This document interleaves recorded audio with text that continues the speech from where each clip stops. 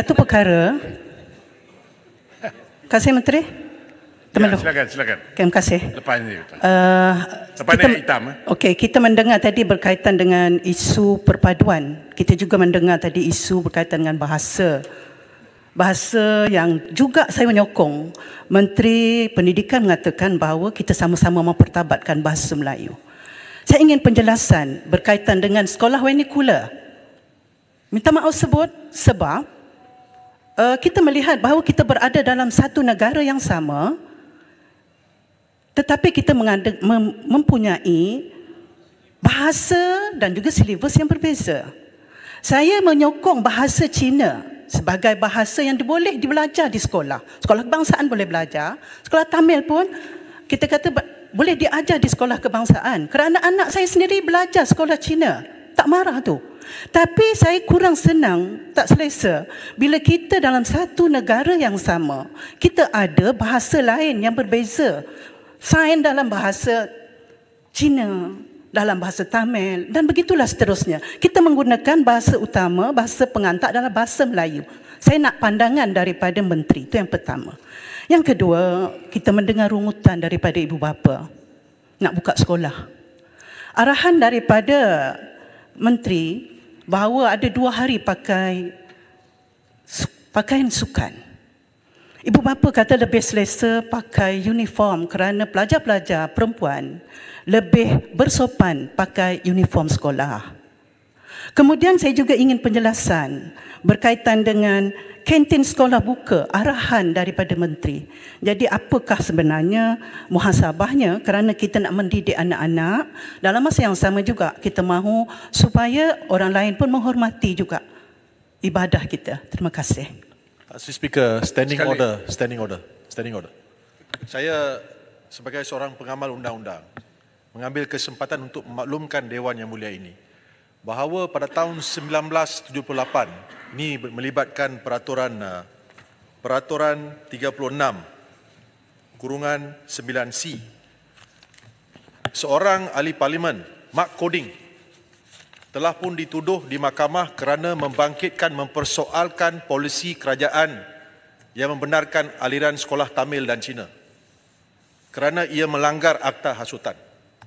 Saya menegur Yang Berhormat yang membangkitkan isu berkenaan dengan sekolah Cina dan sekolah Tamil kerana perkara ini melanggar peraturan dan terdapat presiden dalam kes PP lawan Mark Coding di mana beliau telah pun dituduh di mahkamah kerana dalam ucapannya telah memperlekehkan aliran sekolah Tamil dan sekolah bahasa Cina. Jadi saya cuma ingin membawa kepada perhatian Dewan Yang Mulia ini tentang perbicaraan tentang perbahasan tentang perkara ini yang boleh menyebabkan kita melanggar peraturan dan Akta Hasutan. Terima kasih.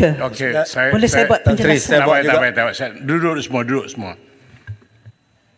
Yang diminta oleh Temenloh ialah penjelasan. So menteri akan jelaskan, bukan tuduhan, tetapi jelaskan apa yang dimaksudkan.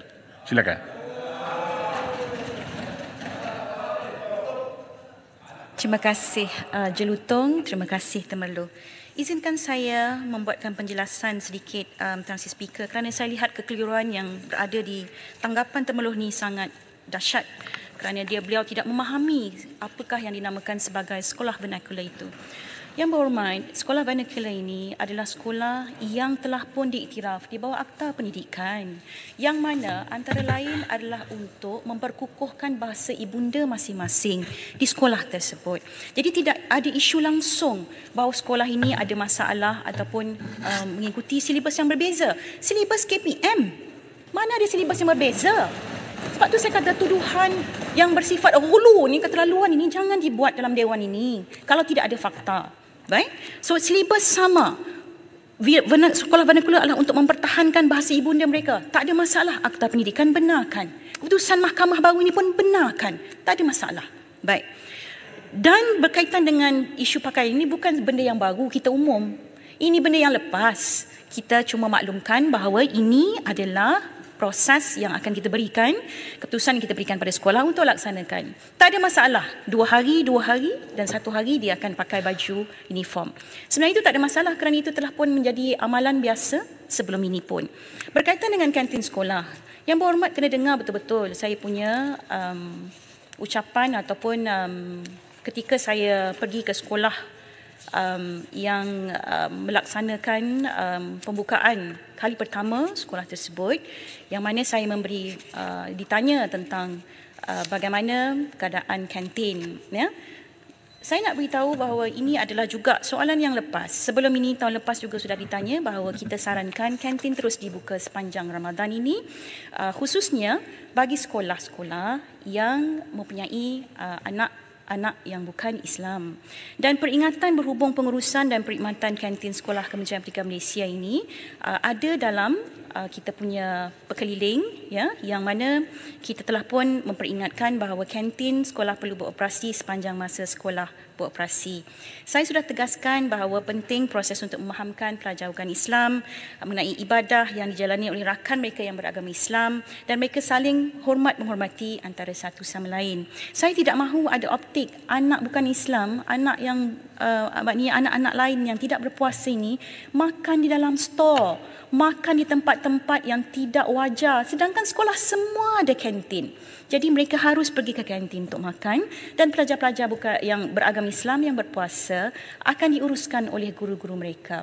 Tidak ada masalah langsung dalam pengurusan ini, dan yang paling penting adalah untuk membina satu environment ataupun ekosistem dengan izin yang berhormat yang di-Pertua berkaitan dengan apa yang dinamakan lita'arafu, ya, saling memahami, saling memperkuat, saling memperkukuh dan saling menghormati antara satu sama lain. Terima kasih Tuan Sri Yang Bertuah.